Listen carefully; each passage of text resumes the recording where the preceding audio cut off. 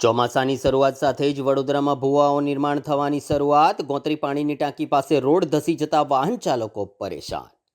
વડોદરામાં ચોમાસાની શરૂઆત સાથે જ હવે રસ્તાઓની ગુણવત્તા સામે ફરી સવાલો ઊભા થયા છે. ત્યારે પાલિકાના વોર્ડ નંબર 10 હેઠળ આવેલા ગોત્રી વિસ્તારમાં પાણીની ટાંકી નજીક આજે રોડ ઉપર ભૂવો પડતા વાહન ચાલકોને ભારે હાલાકીનો સામનો કરવો પડ્યો છે.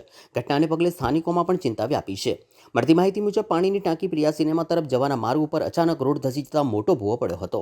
આ માર્ગ અગાઉથી જ ખાડા અને ખરાબ રસ્તાને કારણે વાહન ચાલકો માટે મુશ્કેલીરૂપ બન્યો હતો. હવે ભૂવો પડતા જ અકસ્માતનો ભય વધુ વધી ગયો છે. સ્થાનિકોના કહ્યા મુજબ રોજિંદા હજારોની સંખ્યામાં વાહનો આ માર્ગ ઉપરથી પસાર થાય છે. ભૂવો પડવાના કારણે વાહન ચાલકોને માર્ગ બદલવાની ફરજ પડી રહી છે, જ્યારે બે ચક્રી વાહન ચાલકો માટે અકસ્માતનું જોખમ પણ વધી ગયું છે. આ મુદ્દે વોર્ડ નંબર 10ના પ્રમુખ હાર્દિક આમોદિયાએ પણ પાલિકાની કામગીરી સામે પ્રશ્નો ઉઠાવ્યા છે. તેઓએ શહેરમાં ઘણા રસ્તાઓ પહેલેથી જ બિસ્માર હાલતમાં છે અને હવે ચોમાસાની શરૂઆતમાં જ ભૂવા પડવાની ઘટનાઓ સામે આવી રહી છે. તેનો ભોગ આખરે સામાન્ય નાગરિક અને વાહન ચાલકોને બનવું પડે છે. સ્થાનિકોએ પાલિકા પાસે ભૂવો તાત્કાલિક પુરાવી માર્ગને સુરક્ષિત બનાવવાની તેમજ સમગ્ર વિસ્તારના રસ્તાઓની ગુણવત્તાની તપાસ કરી કાયમી સમારકામ કરવાની માંગ કરી છે.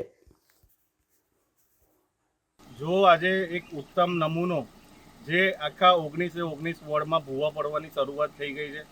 વડોદરા મહાનગરપાલિકાએ એવું ડિક્લેર કર્યું હતું કે પ્રી મોન્સૂનની કામગીરી થઈ રહી છે, પણ ખાલી કાગળ પર દેખાઈ આવે છે.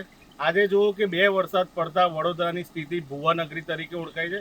આમે ભારતીય જનતા પાર્ટીના કોર્પોરેટરો, ધારાસભ્યો ખાલી મેવા ખાવામાં મશગુલ છે અને સેવા સદન જે વડોદરા મહાનગરપાલિકા છે એનું નામ બદલીને મેવા સદન કરવાની જરૂર છે. કારણ કે ઠેર ઠેર જગ્યાએ ભૂવા પડી રહ્યા છે અને ભૂવા બી એટલા ભયાનક છે કે લોકોનું અકસ્માત થાય અને અકસ્માતથી મૃત્યુ થાય.